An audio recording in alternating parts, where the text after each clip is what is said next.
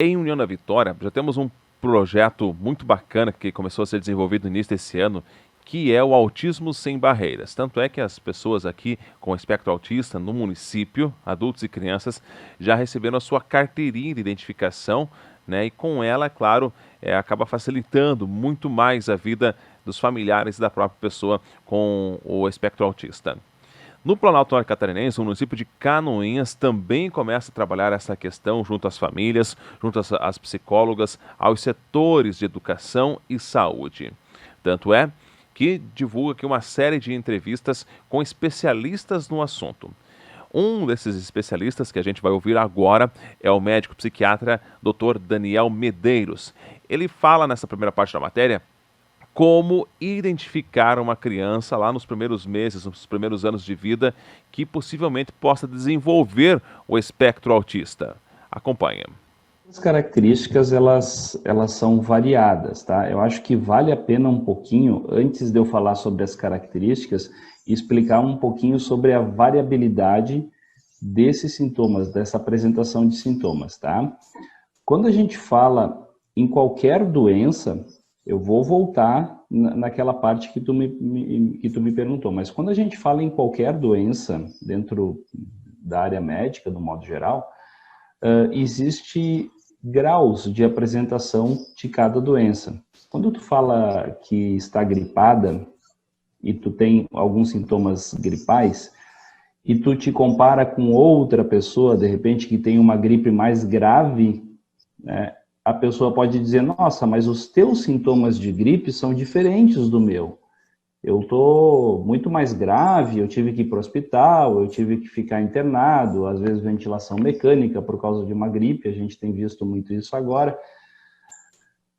Enquanto que outra pessoa, ela pode ter sintomas leves, às vezes febre, dores no corpo, e não passar disso, tá?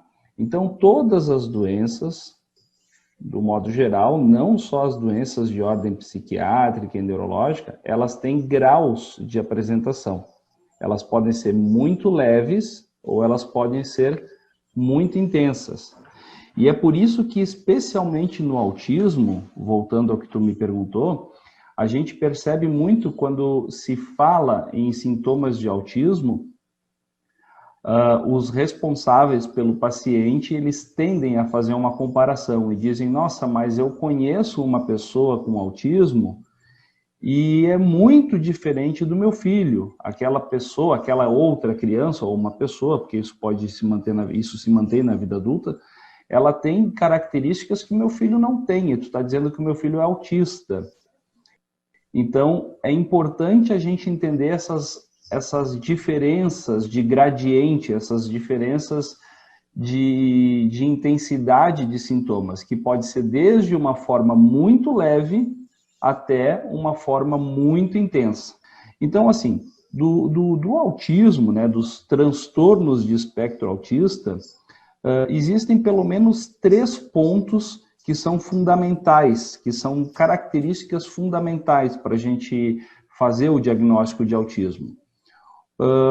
O primeiro é aquela dificuldade de interagir socialmente. Isso é uma característica global. Todas as pessoas que têm diagnóstico de autismo têm uma dificuldade de interação social. Existe uma dificuldade também na comunicação, tá? E essa dificuldade de comunicação pode ser por um uso repetitivo de linguagem, por bloqueio para iniciar ou para manter um diálogo, né? E existe também alterações de comportamento, alterações comportamentais. Então tem essa tríade, né? Esses 3 tipos de sintomas principais, onde a gente vai ter a dificuldade de interagir socialmente, a dificuldade de comunicação e as alterações comportamentais.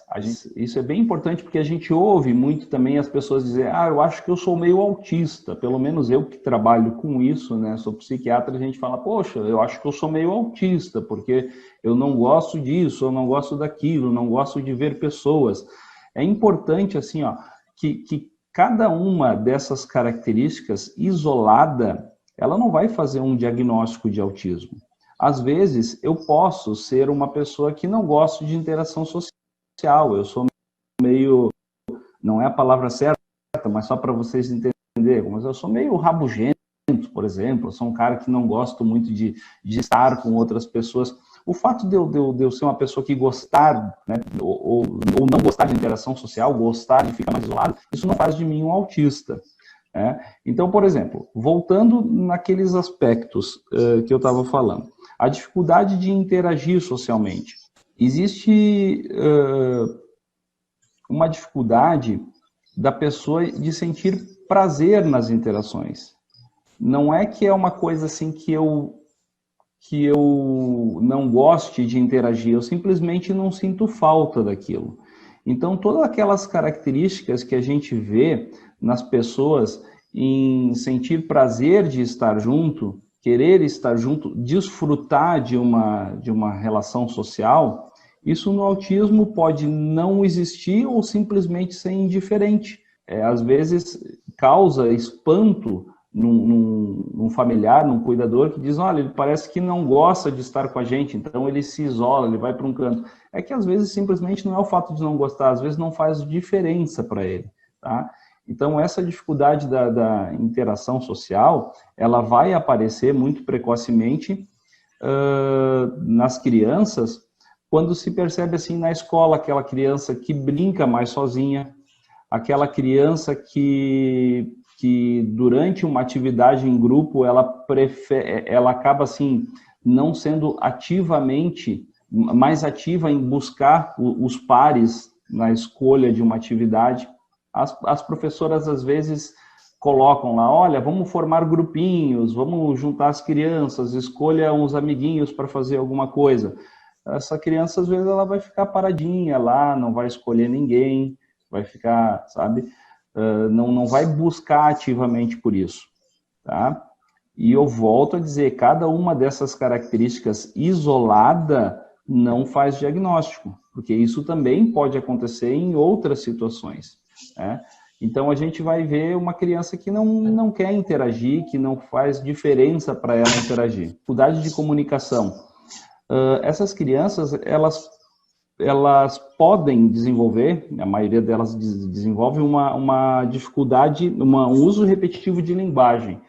Então, são crianças que, às vezes, costumam usar frases prontas.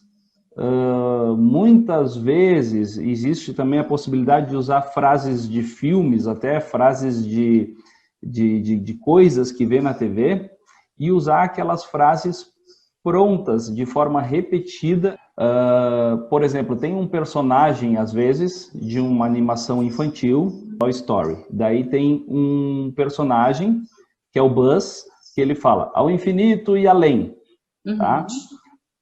Essa frase específica, às vezes pode ter uma criança que, vendo esse filme, ela grava essa frase e começa a usar essa frase para muitas coisas. Por exemplo, filho, vamos tomar banho, ao infinito e além. Tá? Filho, vamos sair, né, vamos ao mercado, ao infinito e além. Né? Filho, está na hora de você escovar os dentes, ao infinito e além. Filho, vai dar comida para o cachorro, infinito e além. Quer dizer, ele fica repetindo, às vezes, uma frase que significa alguma coisa, por exemplo, ir a algum lugar, mas de forma constante, repetitiva aquilo, sabe? Não é simplesmente uma brincadeira, brincar de Buzz Lightyear, sabe? Por exemplo, às vezes a criança pode fantasiar, isso é normal, ela se veste daquele personagem e brinca durante um momento, tá? Então ela está brincando, aquilo, ok. Essa repetição de frase, às vezes ela começa a ficar disfuncional, esse que é o ponto. A criança começa a usar demais aquilo e em situações que para ela tem um significado particular e ela começa a repetir aquilo, tá? Então, é muito comum que às vezes essas crianças peguem uma frase, um ditado, alguma coisa assim, e comecem a usar de forma excessiva e repetitiva. Ainda dentro de sintomas, as alterações comportamentais são muito importantes e talvez seja a que mais chama a atenção dos pais para levar a algum tipo de consulta, algum tipo de especialista. As alterações comportamentais no autismo, elas mostram dessa repetição sem funcionalidade de movimentos. Tá? Então, são crianças que têm uma variedade de movimentos corporais, por exemplo, como balanceio da cabeça, tá? Como flapping. Então, são crianças que às vezes têm movimentação das mãos sempre quando estão mais excitadas, quando estão mais alegres. Elas podem dar pulinhos, sabe? Elas podem se apertar as mãos, elas podem se morder, elas podem, às vezes, ficar dando gritos ou gemidos de forma repetitiva, tá? Então, essas alterações comportamentais, elas são normalmente as que chamam mais atenção, porque elas aparecem muito. Quando uma criança está isolada socialmente, falando lá da interação social, ela às vezes pode ser interpretada como uma criança mais quietinha, uma criança que não gosta muito de outras. Às vezes uma criança com as alterações ali verbais, que eu falei alteração comunicação, essas alterações de comunicação, às vezes, elas podem parecer engraçadinhas até, porque a criança fica repetindo de uma forma que, às vezes, a família, aquilo não chega a chamar a atenção da família. Mas as alterações comportamentais, eu acho que são as que mais parecem disfuncionais aos olhos dos familiares e até de professores, né? Então, essas crianças, elas podem ter esses comportamentos, que nem eu falei, de flapping. Elas podem andar na ponta dos pés, elas podem se morder, elas podem se apertar, elas podem dar pulinhos. E isso é uma gama grande de sintomas e não necessariamente estão todos juntos, tá? E eu volto a repetir, eu estou sendo meio enfático nisso.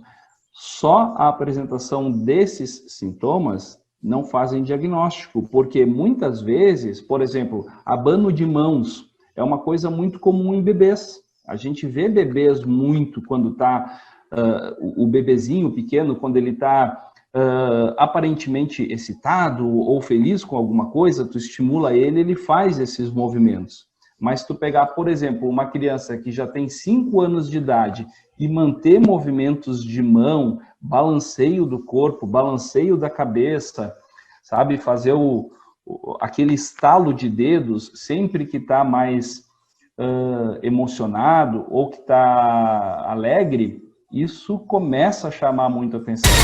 O fato acontece. A Jovem Pan informa. Você fica sabendo. Credibilidade acima de tudo.